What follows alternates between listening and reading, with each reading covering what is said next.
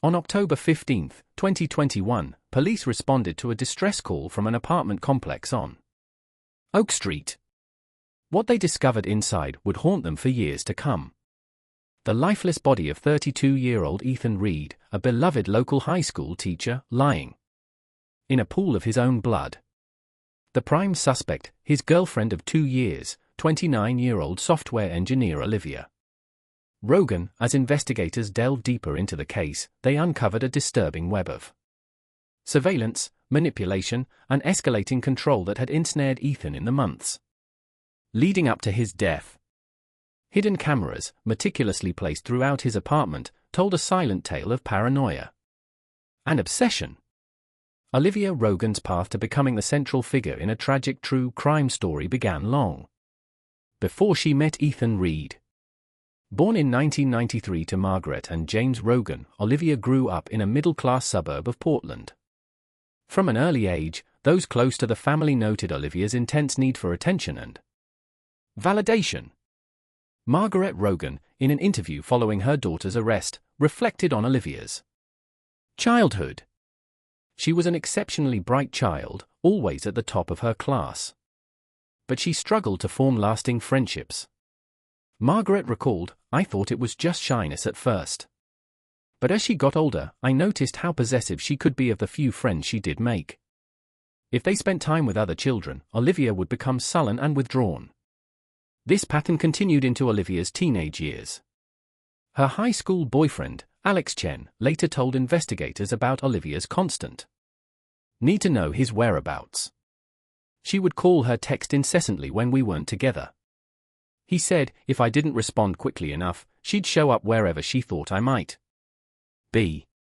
At the time I thought it was just because she cared so much. Despite these interpersonal challenges, Olivia excelled academically. She graduated as valedictorian of her high school class and went on to study computer science at Stanford University. She was here that Olivia's controlling tendencies found a new outlet in the world of technology. Her college roommate, Sarah Jennings, remembered Olivia's fascination with coding and surveillance software. She was brilliant at it, Sarah said. But sometimes it felt like she was using her skills to keep tabs on everyone around her. She usually mentioned things about our classmates that she couldn't possibly have known without some kind of digital snooping. After graduating with honors, Olivia landed a prestigious job at a tech startup. Her colleagues described her as driven and meticulous, often working long hours to perfect her code. However, her personal life continued to be marked by tumultuous, short-lived relationships. Jason Tran, who dated Olivia for 6 months in 2019, described the relationship as intense and suffocating. "She wanted to know everything about my day, my thoughts, my plans," he said. "When I tried to set boundaries, she'd become angry or manipulative. It was exhausting." By the time Olivia moved back to Ashland in early 2020, accepting a remote position with her company, she had left a trail of broken relationships behind her. Yet those who knew her couldn't have predicted the dark turn her life would take when she met Ethan Reed. Ethan Reed's life stood in stark contrast to Olivia's tumultuous journey. Born in 1990 in Ashland, Ethan was the youngest of 3 children in a close-knit family. His older sister, Amanda Reed, described their childhood as idyllic. "We grew up surrounded by nature. Spending our summers hiking in the mountains and our winters skiing. Ethan was always the peacemaker, the one who could make anyone laugh." From an early age, Ethan showed a passion for learning and a natural ability to connect with others. His high school English teacher, Mrs. Elaine Hoffman, remembered him fondly. Ethan had a way of bringing out the best in his classmates. He was patient, kind, and had an infectious enthusiasm for literature. "I always thought he'd make an excellent teacher someday." Mrs. Hoffman's prediction proved accurate after graduating from the university with a degree in English literature. Ethan returned to his hometown to teach at Ashland High School. Ethan's personal life was characterized by steady, long-term relationships. His college girlfriend, Laura Simmons, remained a close friend even after their amicable breakup. "Ethan was always so balanced," she said. He valued his independence, but was also incredibly loyal and supportive. We broke up because our career paths were taking us in different directions, but there was never any drama. The fateful meeting between Olivia Rogan and Ethan Reed occurred on a sunny Saturday afternoon in May 2020 at a local farmer's market. Olivia, still adjusting to life, had ventured out to explore her new surroundings. Ethan, a regular at the market, was picking up fresh produce for the week. Their eyes met across a display of organic apples. And Ethan, ever the friendly local, struck up a conversation about the best varieties for baking. Olivia, charmed by his easygoing nature and warm smile, found herself lingering at the stall far longer than she'd intended. As they chatted, they discovered a shared love of classic literature and hiking. Ethan, impressed by Olivia's quick wit and intelligence, suggested they meet up for a hike the following weekend. Olivia, feeling an instant connection, eagerly agreed. Their first date was a hike up to Grizzly Peak, offering breathtaking views of the Rogue Valley. Ethan's friend Mark later recalled, Ethan came back from that hike on cloud 9. He couldn't stop talking about how smart and funny Olivia was. How they'd talked for hours without a lull in the conversation. Over the next few weeks, Olivia and Ethan's relationship blossomed rapidly. They spent long evenings discussing books, sharing meals, and exploring the natural beauty of Southern area. To those around them, they seemed like a perfect match, however. Even in these early honeymoon days of their relationship, there were subtle signs of Olivia's possessive nature. Ethan's sister Amanda noticed that Olivia seemed to monopolize his time. She'd call her text constantly when they weren't together. And she always seemed to have a reason why Ethan couldn't join family gatherings without her. Ethan, blinded by the excitement of new love, brushed off these early red flags. When his friend Mark expressed concern about the intensity of the relationship, Ethan laughed it off. "She's just excited about us," he said. "It'll calm down once we're more settled." Olivia did Ethan know that this was just the beginning of a pattern that would gradually tighten around him, slowly cutting him off from the life he had built, and the people who cared about him most. By the fall of 2020, Olivia had all but moved into Ethan's apartment. Despite him never officially asking her to live with him, she began to exert influence over every aspect of his daily life. From what he ate to how he spent his free time, Ethan's colleague and friend, fellow English teacher Jessica Lawson, noticed changes in his behavior at work. He started turning down invitations to after-school happy hours, something he'd always enjoyed before. When I asked him about it, he said Olivia wasn't comfortable with him being out late. Jessica recalled, "It seemed odd. Given that she knew most of us and had even joined us a few times, Olivia's control extended to Ethan's social media presence.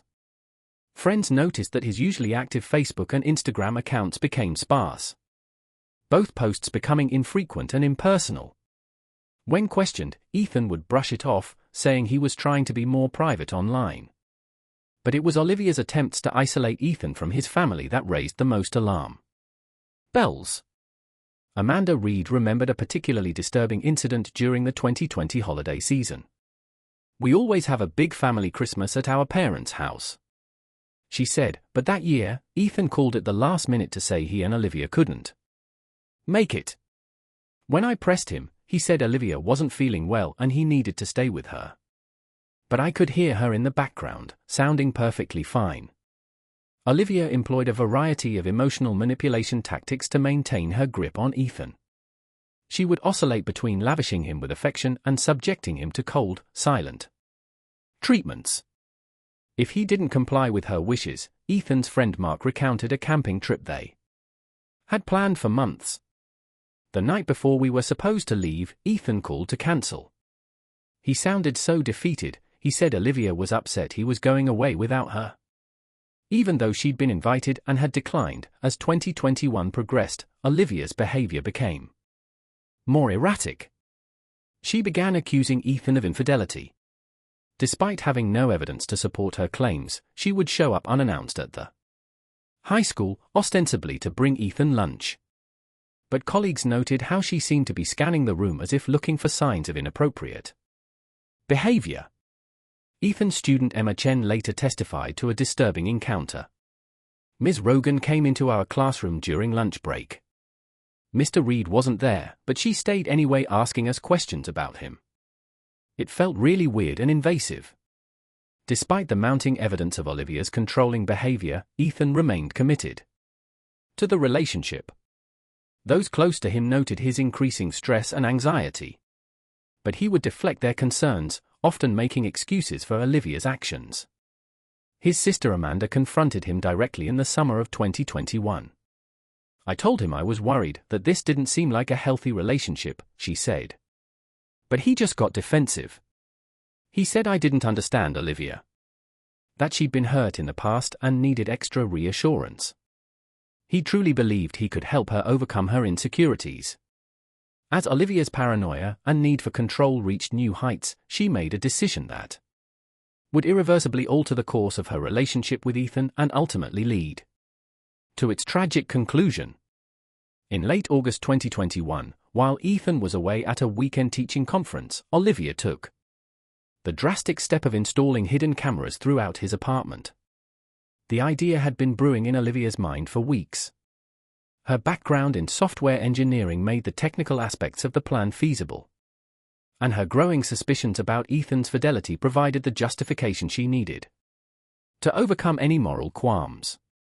Olivia meticulously planned the operation, purchasing small, high-definition cameras disguised as everyday objects, a smoke detector, a phone charger, even a potted plant.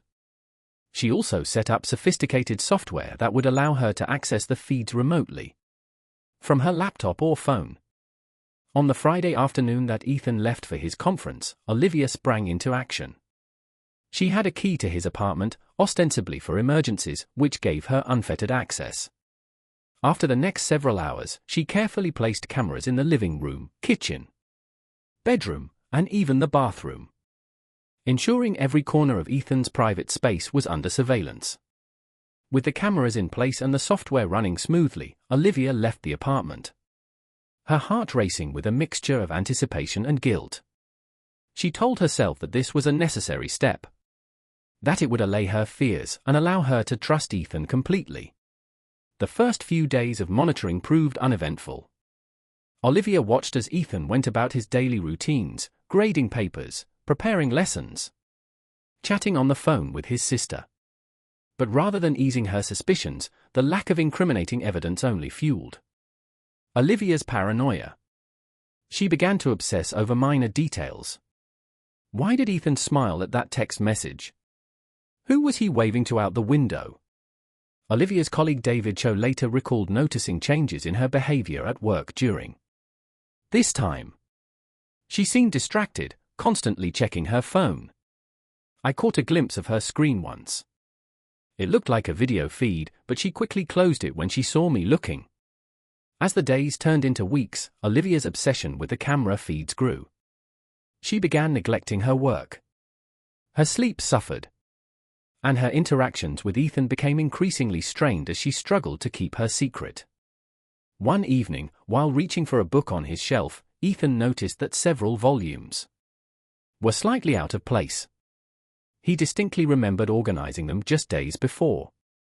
In the bathroom, his toiletries seemed rearranged, though he couldn't pinpoint exactly how. More unsettling were the times he felt as if he was being watched. He'd be grading papers in the living room, and suddenly feel a prickle on the back of his neck, as if someone's eyes were on him. But when he looked up, he was alone. Ethan's friend and fellow teacher Jessica Lawson recalled a conversation they had during this period. "He mentioned feeling on edge in his own home," she said. "He laughed it off, saying he was probably just stressed about work. But I could tell it was really bothering him." Olivia's behavior added to Ethan's growing discomfort. She began making comments about his daily activities that she shouldn't have known about. Once she mentioned in passing that she liked the new brand of coffee he'd bought, despite not having been to his apartment in days. Another time, she asked about a phone call he'd had with his mother, though he was certain he hadn't mentioned it to her. When Ethan would express confusion about these slip-ups, Olivia would quickly change the subject or provide vague explanations. He must have mentioned the coffee in passing, she'd say. Or perhaps his mother had told her about the call. As his unease grew, Ethan found himself second-guessing his own memories and perceptions. Am I just being paranoid? He wondered, is the stress of work getting to me? Despite his attempts to rationalize the strange occurrences, Ethan couldn't shake the feeling that something was deeply wrong. He began to pay closer attention to his surroundings, noting any changes or oddities in his apartment. He even considered confiding in his sister Amanda, but hesitated, worried that his suspicions might sound absurd or that he might be overreacting. The moment of revelation came on an October evening in 2021. Ethan had been grating papers late into the night, the soft glow of his laptop illuminating the living room. As he stretched and prepared to call it a night, his elbow knocked a small potted plant off the side table. The pot shattered on the hardwood floor, soil and ceramic shards scattering across the room. As Ethan knelt to clean up the mess, something caught his eye amidst the debris. A tiny lens, no bigger than a pencil eraser, glinted in the low light, his heart racing. Ethan carefully extracted the object from the soil. It was a miniature camera, expertly concealed within the plant's base. The discovery sent a chill down Ethan's spine. With trembling hands he began a frantic search of his apartment. Over the next hour he uncovered 5 more hidden cameras. In the smoke detector, a picture frame, even the shower head, the realization that his most private moments had been under surveillance was overwhelming. Ethan's mind reeled as he pieced together the implications. The strange comments Olivia had made, her uncanny knowledge of his daily activities, the feeling of being watched. It all suddenly made horrifying sense. The woman he had loved and trusted had violated his privacy in the most intimate way possible. In a daze, Ethan called the one person he knew he could trust implicitly. His sister Amanda. It was past midnight, but she answered on the second ring, immediately. Alert at the sound of distress in her brother's voice. "Ethan, what's wrong?" she asked, concern evident in her tone. Through a voice choked with emotion, Ethan recounted his discovery. Amanda listened in shocked silence. Her initial disbelief quickly turned into anger on her brother's behalf. As Ethan's story unfolded, Amanda's protective instincts kicked in. "You need to get out of there," she insisted. "Pack a bag and come to my place, we'll figure this out together." But Ethan was torn. Part of him wanted to confront Olivia immediately, to demand answers and explanations. Another part was simply numb with betrayal, struggling to reconcile the woman he thought he knew, with someone capable of such a gross invasion of privacy. In the end, it was Amanda's steady voice that guided his next actions. "Document everything," she advised. "Take pictures of the cameras, save any recordings you can find. We'll go to the police in the morning." As the first light of dawn broke over Ashland, Ethan sat on his couch, surrounded by the dismantled remains of Olivia's surveillance network. His phone buzzed with a text from Olivia. "Good morning, babe. Sleep well?" The irony of her feigned normalcy was not lost on Ethan. With a deep breath, he typed out a response that would set in motion the final tragic act of their relationship. "We need to talk. Come over as soon as you can." The tension in Ethan's apartment was palpable. As Olivia arrived later that morning, she entered with her usual smile, leaning in for a kiss, but froze when she saw Ethan's grim expression and the array of dismantled cameras on the coffee table. For a moment, silence hung heavy in the air. Then Olivia's face crumpled, tears welling in her eyes. "Ethan, I can explain." She began, her voice quavering, but Ethan, his voice low and controlled, cut her off. He spoke of trust betrayed, of the sanctity of privacy violated. With each word, Olivia seemed to shrink, her usual confidence evaporating in the face of her exposed deception. When Ethan finally fell silent, Olivia launched into a desperate justification of her actions. She spoke of her deep-seated insecurities, her fear of losing him, her conviction that if she could just prove to herself that he was faithful, she could finally relax into their relationship. Her words came out in a rush, pleading inexplanatory, but Ethan remained unmoved. "I can't be with someone who would do this," he said firmly. "We're done, Olivia. I want you to leave." Olivia's demeanor changed in an instant. Her tears dried up, replaced by a cold hard look. "You can't do this to me," she hissed. "We're perfect together." After overreacting, as Ethan stood firm in his decision, Olivia's pleas turned to threats. She spoke of ruining his career, of telling his students and colleagues about embarrassing moments she'd captured on camera. When these threats failed to sway Ethan, she resorted to emotional manipulation, threatening self-harm if he left her. Throughout it all, Ethan remained resolute. Even as his heart broke at the sight of Olivia's desperation, he knew with a clarity that surprised him that there was no coming back from this betrayal. Finally, seeing that her words were having no effect, Olivia stormed out of the apartment, slamming the door behind her. Ethan sank onto the couch, emotionally exhausted. He thought the worst was over. He had no idea that Olivia's desperation was about to take a far more dangerous turn. The events of October 15, 2021 would forever be etched in the memories of Ashland's residents. The day began like any other, with no indication of the tragedy that would unfold. Ethan, emotionally drained from the confrontation with Olivia, had called in sick to work.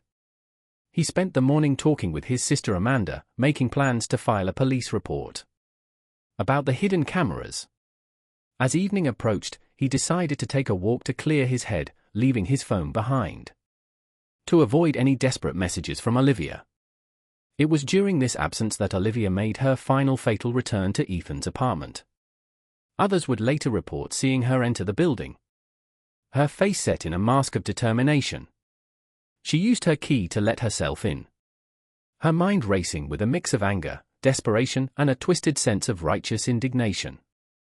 When Ethan returned home around 7 p.m., he found Olivia waiting for him in the darkened living room. The sight of her there, uninvited and unexpected, sent a jolt of fear through him. "Olivia, what are you doing here?" he asked, his voice wary. Olivia's response was chilling in its calmness. "We're going to fix this, Ethan," she said. "You'll see that we belong together." What followed was a heated argument that quickly spiraled out of control. Olivia vacillated between pleading for another chance and lashing out with bitter accusations. Ethan, his patience exhausted, demanded that she leave immediately. It was then that Olivia's fragile control snapped in a move that would shock even those who knew of her obsessive tendencies. She produced a kitchen knife she had taken from Ethan's own drawer. The next few moments were a blur of violence and terror. Ethan, caught off guard by the sudden escalation, tried to reason with Olivia, even as he backed away from the blade. But Olivia, beyond the reach of reason, lunged forward. In the struggle that ensued, Ethan's training as a former high school wrestler came into play. He managed to grapple with Olivia, trying to disarm her without causing harm. But in her frenzied state, Olivia's strength seemed superhuman. Doctors would later report hearing shouts in the sound of breaking glass. One concerned by the commotion called 911, but help would arrive too late. By the time police broke down the door of Ethan's apartment, the tragic scene had already played out to its grim conclusion. They found Ethan on the floor with multiple stab wounds marking his body, the life already fading from his eyes. Olivia sat beside him, the bloody knife still clutched in her hand, her gaze vacant as she stared at what she had done, as paramedics rushed in, futilely attempting to save Ethan's life. Olivia offered no resistance when the police took her into custody. Her only words, repeated over and over like a mantra, were, "He was supposed to love me forever." The investigation, led by Detective Sarah Nguyen of the Ashland Police Department, quickly uncovered the full extent of Olivia's surveillance operation, revealing months of invasive monitoring. This digital trail, along with physical evidence from the crime scene and witness statements, painted a damning picture of obsession and premeditated violence. Ethan's family and friends were devastated. His sister Amanda in particular struggled with guilt. "I knew something was wrong," she said in a tearful interview. "I should have pushed harder, done more to get him away from her." As the investigation progressed, more details of Olivia's troubled past came to light. More colleagues and ex-boyfriends came forward with stories of her controlling behavior and emotional manipulation. Her parents, shell-shocked by their daughter's actions, could only offer tearful apologies. To Ethan's family, the district attorney presented a methodical case, walking the jury through the progression of Olivia's obsessive behavior through covert surveillance footage played a central role, starkly illustrating the invasion of Ethan's privacy. The defense didn't contest the basic facts of the case. Instead, they focused on Olivia's mental state, bringing in expert witnesses to testify about her history of attachment issues and borderline personality disorder. They argued that Olivia's actions were the result of a mental health crisis, not premeditated murder. Olivia herself took the stand. Her testimony, unsettling mixture of remorse and rationalization, she spoke of her deep love for Ethan and her fear of abandonment, claiming that she never meant to hurt him. Her apparent lack of full comprehension of the gravity of her actions left many in the courtroom disturbed after a 2-week trial and 3 days of deliberation. The jury returned a guilty verdict on charges of first-degree murder. At the sentencing hearing, the judge delivered a scathing indictment of Olivia's actions, before sentencing her to life in prison without the possibility of parole. As Ashland slowly healed, the community was left to reflect on the nature of love. Trust in the human capacity for both compassion and cruelty. The case would be remembered, not just for its shocking conclusion, but as a catalyst for change and a somber reminder of the importance of recognizing and addressing toxic relationship dynamics before they escalate to tragedy.